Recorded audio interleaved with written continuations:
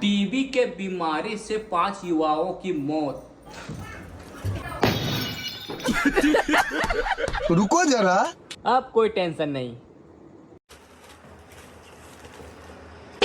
Kidney में infection होने से 10 युवाओं की मौत। अब कभी नहीं मरेंगे।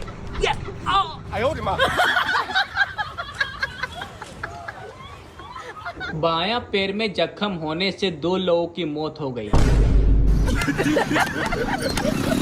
वो अलग ही लेवल का बंदा था। अब साला मरने का सवाल ही पैदा नहीं होता। नाक से सांस लेने से भी हो सकती है मौत, इसलिए ज्यादा मुंह से सांस लें। लेकिन 1 सेकंड। राम नाम